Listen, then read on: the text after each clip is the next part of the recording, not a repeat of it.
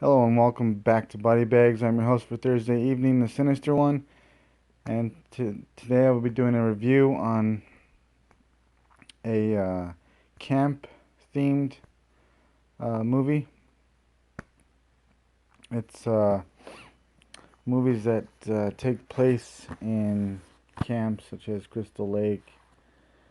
Um, and the review I will be doing for this week, for week 226, is Cheerleader Camp with Betsy Russell,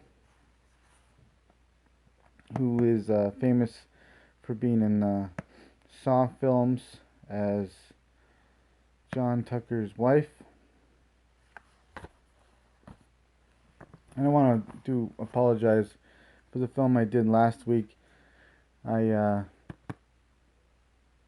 said that this was written and directed by Dustin Wade Mills, but it was not. It was directed by Arthur Collifer. So my apologies. I should have read the back more closer, but it was a film within a film, so I do want to correct myself for last week. Anyways, back to the Cheerleader Camp, which is a very campy film, to say the least. This movie takes place right at the camp. It starts off as these cheerleaders drive to the campsite, and then they arrive there. And there's a bunch of other cheerleader teams from different schools, and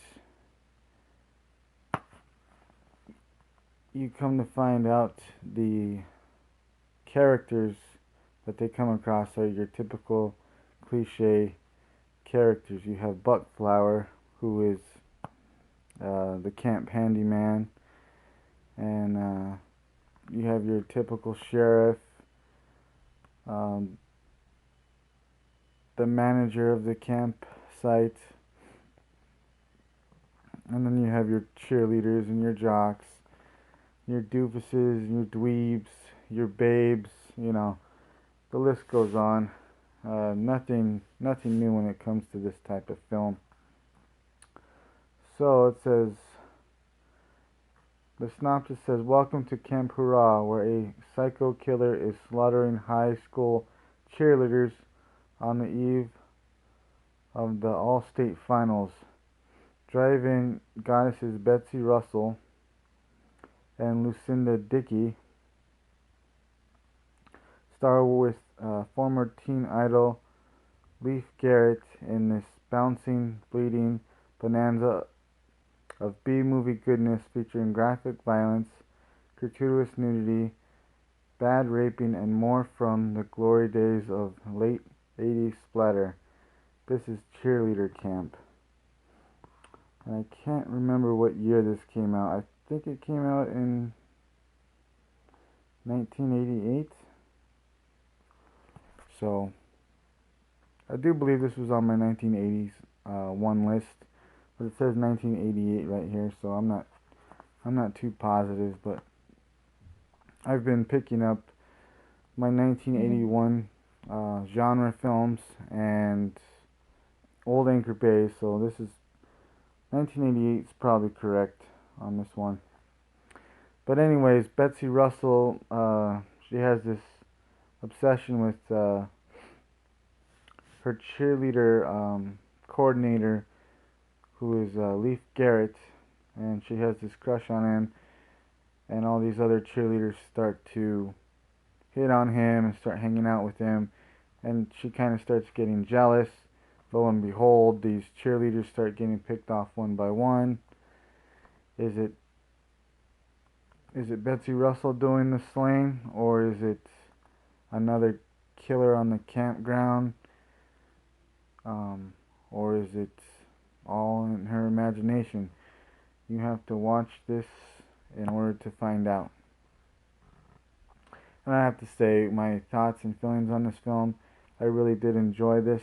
It's a little bit of a slow burn, but it does get right to the point.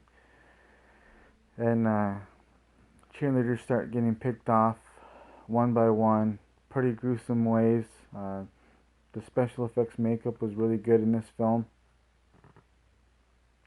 And yeah, hot babes, nudity. I mean, this film has it all. So this is a old Anchor Bay release, so good quality. And yeah, it's one you have to see if you really love your campy horror slasher films. Definitely pick up Cheerleader Camp.